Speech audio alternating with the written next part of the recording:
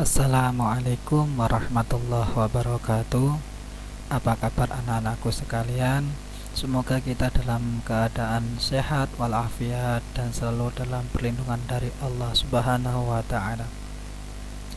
Anak-anakku sekalian, kali ini untuk kelas 5 kita akan belajar materi fikih pelajaran 2 tentang khitan.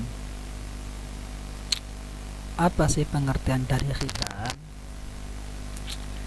Khitan menurut bahasa adalah memotong, sedangkan menurut istilah adalah membuka atau memotong kulit kuluf yang menutupi ujung kemaluan laki-laki dengan tujuan agar bersih dari kotoran dan suci dari najis.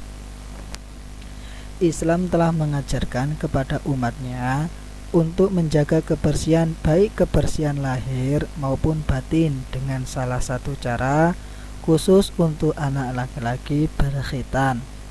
Sebab jika seorang laki-laki tidak berkhitan, maka ketika buang air kecil, maka kotoran air seni itu akan berkumpul di kuluf atau ujung kemaluan laki-laki, sehingga air seni itu najis, maka wudu yang menjadi syarat sahnya sholat juga tidak sah, sekaligus sholatnya tidak sah. Karena itu Nabi Muhammad SAW mengajarkan kepada umatnya untuk berkhitan dan menjaga kebersihan, sesuai dengan sabda Rasulullah, an-nadhafatu minal iman, kebersihan itu sebagian dari iman. Ini pengertian dari khitan. Berikutnya sejarah khitan. Dalam sejarah singkatnya, khitan adalah syariat agama Islam yang berpangkal dari mila ajaran agama Nabi Ibrahim alaihissalam. Khitan yang dilakukan Nabi Ibrahim alaihissalam saat umur 80 tahun dengan menggunakan kapak. Jadi khitan ini diambil dari pelajaran atau ajaran yang dibawa oleh Nabi Muhammad, Nabi Ibrahim alaihi salam. Selanjutnya firman Allah dalam surat An-Nisa ayat 125 sebagai dasar khitan. Bismillahirrahmanirrahim.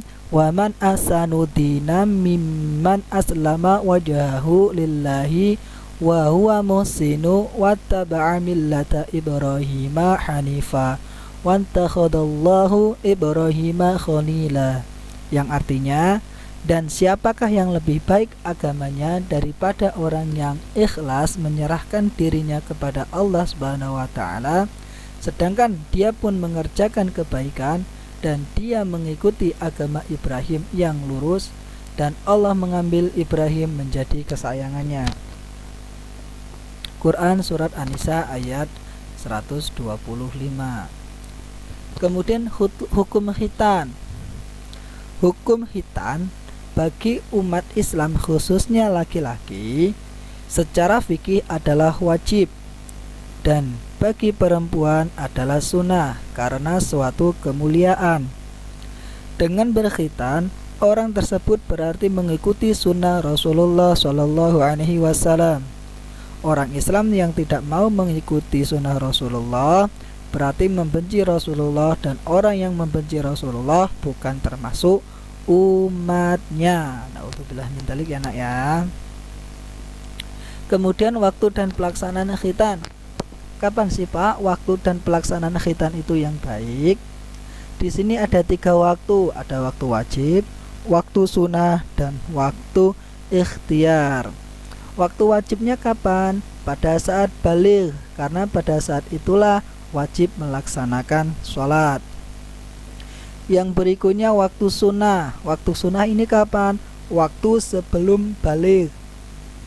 Dan yang ketiga waktu ikhtiar, waktu yang pilihannya terbaik, atau ada beberapa pilihan yang terbaik untuk dilakukan khitan selain waktu wajib dan waktu sunnah. Kapan itu? Hari ke-7 setelah lahir, hari ke-40 setelah lahir, atau juga dianjurkan pada usia 7 tahun. Ini waktu dan pelaksanaan khitan. Kemudian hikmah khitan itu apa aja sih Pak? Ada beberapa hikmah khitan, diantaranya menjaga kebersihan dan kesucian badan, merupakan tanda kesempurnaan seorang muslim. Merupakan tanda kesempurnaan seorang muslim, tadi yang ketiga ya.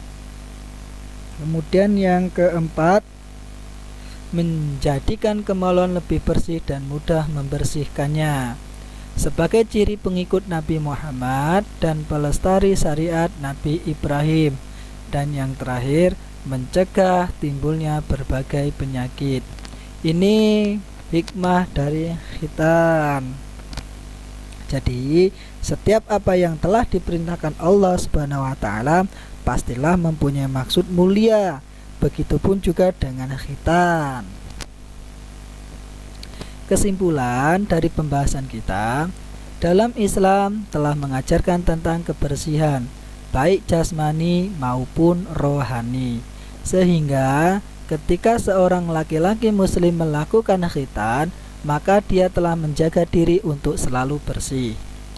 Hal yang mewajibkan laki-laki untuk berkhitan, karena ketika membuang air kecil, maka kotoran air seni itu akan mengendap di kulub atau di ujung kulit kemaluan laki-laki. Sedangkan air seni itu najis, maka wudhu sebagai syarat sahnya sholat tidak menjadi sah. Begitupun dengan sholatnya. Artinya, ketika seorang laki-laki tidak khitan, maka wudhu dan sholatnya tidak sah, karena masih terdapat kotoran atau najis dari air seni yang mengendap di ujung kulub, ujung kulit kemaluan laki-laki. Demikian pembahasan tentang khitan. Mudah-mudahan anak-anak dapat memahaminya. Cukup sekian dari Bapak. Bapak akhiri. Wassalamualaikum warahmatullahi wabarakatuh.